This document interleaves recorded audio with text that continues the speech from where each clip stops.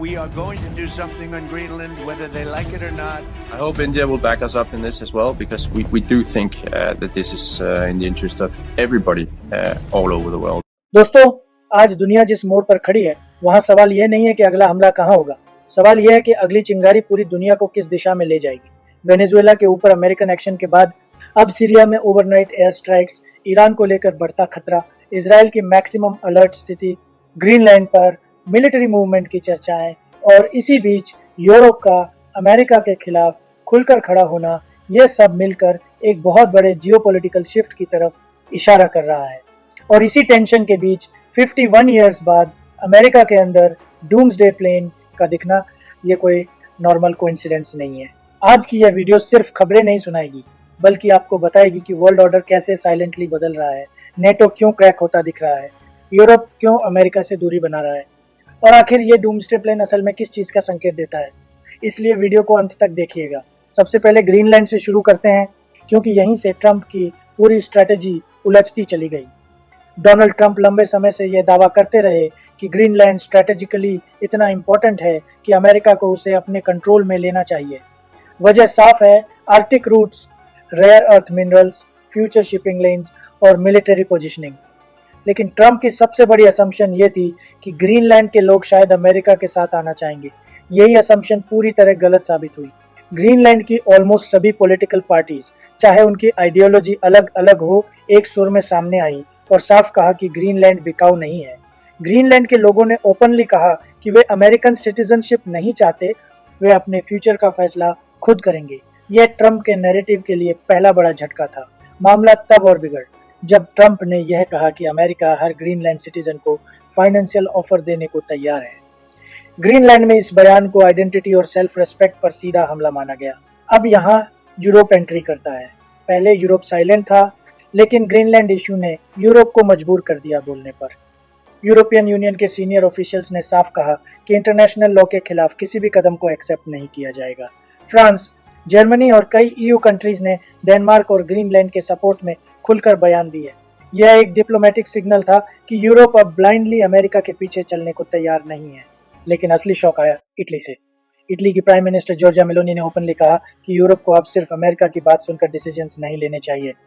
उन्होंने यहाँ तक कह दिया कि अगर सिचुएशन इतनी सीरियस हो रही है तो यूरोप को रशिया के प्रेसिडेंट व्लादिमीर पुतिन से भी डायरेक्ट बातचीत का रास्ता खुला रखना चाहिए। यह स्टेटमेंट सिंबॉलिक नहीं था, यह नाटो पॉलिटिक्स के लिए वार्निंग बेल था। सोचिए, जिस रशिया को आइसोलेट करने की स्ट्रेटेजी अमेरिका सालों से चला रहा था, उसी रशिया से यूरोप बात करने की सोचने लगा सिर्फ ग्रीनलैंड इश्यू की वजह से। मेलोनी ने वार्निंग दी कि अगर अमेरिका ने ग्रीनलैंड को लेकर फोर्सफुल कदम उठाया तो नेटो की फाउंडेशन हिल सकती है। नेटो ट्रस्ट पर चलता है और ट्रस्ट टूटा तो अलायंस नाम का रह जाएगा। अब सवाल उठता है, क्या ट्रंप सच में ग्रीनलैंड को लेकर मिलिट्री एक्शन का रिस्क लेंगे? एक्सपर्ट्स मानते हैं कि ऐसा करना अमेरिका के लिए स्ट्रेटेजिक डिजास्टर हो सकता है। डेनमार्क नेटो मेंबर है, यूरोप नाराज हो सकता है और अमेरिका खुद को डिप्लोमेटिकली आइसोलेटेड पा सकता है। इंटरेस्टिंगली, अमेरिका के अंदर भी कई लॉमा कर्स ये मानते हैं कि डेनमार्क और ग्रीनलैंड की सॉवरेनिटी का सम्मान होना चाहिए। इसी पॉलिटिकल फ्रस्ट्रेशन और ग्लोबल टेंशन के बीच एक और अनयूजुअल घटना होती है, डूम्सडे प्लेन का अमेरिका के मेजर सिविलियन एयरपोर्ट्स के पास दिखना। वाशिंगटन डीसी, लॉस एंजलिस जैसे इलाकों में बोइंग E-4B नाइट वॉच को देखा गया और यहीं से पैनिक शुरू हो गया। अब समझते हैं कि यह डूम्सडे प्लेन आखिर है क्या।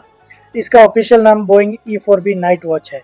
यह ना एयरफोर्स वन है, ना कोई नॉर्मल मिलिट्री एयरक्राफ्ट। इसे अमेरिका का एयरबोर्न कमांड सेंटर कहा जाता है। आसान भाषा में, अगर जमीन पर सब कुछ खत्म हो जाए, गवर्नमेंट कोलैप्स हो जाए, न्यूक्लियर अटैक जैसी स्थिति बन जाए, तब भी अमेरिका इस प्लेन से देश चला सकता है। इस एयरक्राफ्ट की कॉन्सेप्ट कोल्ड वॉर के दौर की है, जब अमेरिका और सोवियत यूनियन के बीच न्यूक्लियर वॉर का डर कांस्टेंट रहता था। फियर यह था कि अगर लीडरशिप और कम्युनिकेशन खत्म हो गई तो कंट्री पैरालाइज्ड हो जाएगी। इसी डर से ऐसे एयरक्राफ्ट बनाए गए ताकि कमांड एंड कंट्रोल कभी खत्म न हो। इस प्लेन के अंदर करीब 100 पर्सनल रह सकते हैं। Senior military commanders, technical experts, communication specialist और स्ट्रेटेजी प्लानर्स। यह एयरक्राफ्ट कई दिनों तक हवा में रह सकता है, मिड एयर रिफ्यूलिंग के जरिए। इसका सबसे क्रिटिकल फीचर है इसका हार्डन कम्युनिकेशन सिस्टम, जो न्यूक्लियर ब्लास्ट और इलेक्ट्रोमैग्नेटिक अटैक के बाद भी काम कर सकता है।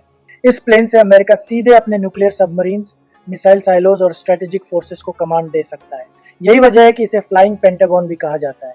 नॉर्मली यह प्लेन सीक्रेट बेसिस से ऑपरेट करता है, पब्लिक एयरपोर्ट्स पर दिखना रेयर होता है और इसी वजह से कंसर्न बढ़ा। लेकिन डिफेंस एक्सपर्ट्स का कहना है कि पैनिक की जरूरत नहीं है। यह किसी इमीडिएट न्यूक्लियर वॉर का सिग्नल नहीं बल्कि स्ट्रेटेजिक सिग्नलिंग हो सकता है। वर्ल्ड में मल्टीपल हॉटस्पॉट्स एक्टिव हैं, Ukraine war, middle east tension, Iran Israel shadow conflict और इमर्जिंग मिसाइल टेक्नोलॉजीज।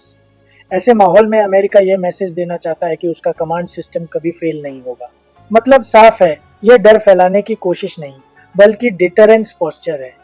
अमेरिका अपने राइवल्स को दिखाना चाहता है कि चाहे हालात कितने भी बिगड़े, डिसीजन मेकिंग इंटैक्ट रहेगी। दोस्तों, इन सब घटनाओं को अगर एक साथ जोड़कर देखें तो एक बात साफ दिखती है, ग्लोबल पावर बैलेंस शिफ्ट हो रहा है। यूरोप अमेरिका से सवाल पूछ रहा है, नेटो के अंदर क्रैक्स दिख रहे हैं, रशिया फिर से डिप्लोमेटिक इक्वेशन में आ रहा है और अमेरिका मिलिट्री सिग्नलिंग के जरिए अपनी अथॉरिटी असर्ट करने की कोशिश कर रहा है। यह वर्ल्ड ऑर्डर का ट्रांजिशनल फेज है जहां अलायंसेस रिजिड नहीं फ्लूइड हो रहे हैं। आने वाले समय में यही फेज डिसाइड करेगा कि नेक्स्ट डेकेड में ग्लोबल लीडरशिप किसके हाथ में होगी। अब आपकी राय जानना जरूरी है। आपके हिसाब से यह डूम्सडे प्लेन का दिखना सिर्फ रूटीन प्रिपेयरनेस है या ग्लोबल कॉन्फ्लिक्ट के नए फेज की वार्निंग? कमेंट बॉक्स में अपनी राय जरूर लिखिए।